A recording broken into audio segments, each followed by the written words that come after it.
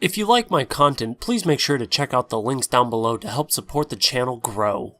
What's going on YouTube? It's Got the Knight here coming at you with yet another video, and the RTX series has finally dropped, and benchmarks as well. So AMD, hopefully you're taking notes on this launch, because this launch was horrible.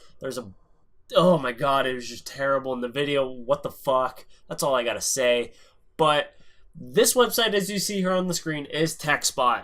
Their benchmarks do align kind of with Linus and Jay's 2 cents and stuff like that. So we're going to kind of use their website to look at the RTX series and see if it's worth it. Again, you guys got to note that these cards are very expensive at the moment.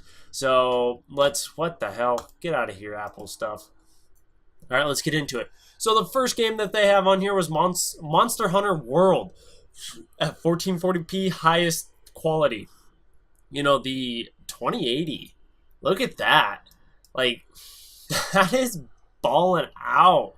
Like, 97. And the 2080, well, sorry, that was the 2080 Ti. Now, the 2080 is trading blows with the 1080 Ti, and it launched at the same price as it. That's the only downside. Maybe with a driver optimization here soon, the 2080 will destroy the 1080 Ti, but I guess we'll have to see. What is this? Get out of here.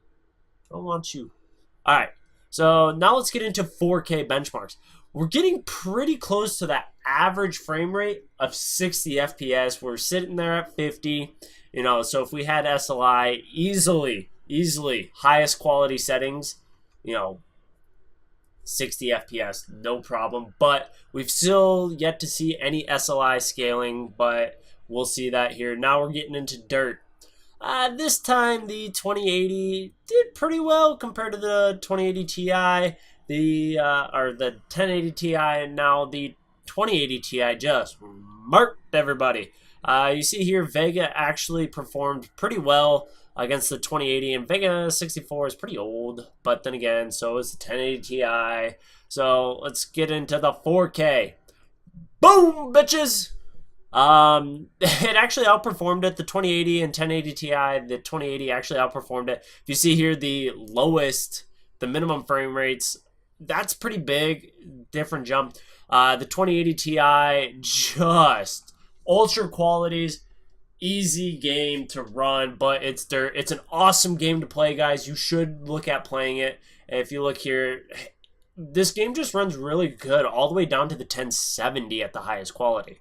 Now let's get into Assassin's Creed Origin. This is a very hard game to run. As you see here, the 2080 is beating the 2080 Ti. It is murking on the 1080, and then the 2080 Ti is just crushing it. Now let's get into 4K. Average-wise, we're getting close again with the 2080 Ti. A few driver updates to optimize some stuff. I bet you at the highest quality settings, we might be looking at a badass card here, and I might be eating some of my words, even though prices of the 1080 and 1080 Ti are tanking to make them such a good deal, and the 2080 and 2080 Ti are just outrageously priced. So, Kingdom, all right. Whoo! The 2080 Ti ran away with this show. And then the 2080 still beats the 1080 Ti. Now let's look at their 4K benchmarks. And then the 2080 and the 1080 Ti, about the same, neck and neck there, while the 2080 Ti is kind of well outperforming there. So with that said, guys, the 2080 Ti is king right now. It is outperforming the 1080 Ti, as you see there, by a lot. And the 2080 is outperforming the 1080, not by as much, but it is outperforming it depending on the game, anywhere from about, you know, 20 to 40%. And then the 2080 Ti is just absolutely murking, and I mean destroying the 1080 Ti. So what do you guys think? Is it worth it? Are you going to wait a little bit? Have you already pre-ordered your card? These cards are showing off to be very good. The 2080, even though it is launching at 1080 Ti pricing for the same performance, you might want to just buy a 1080 Ti.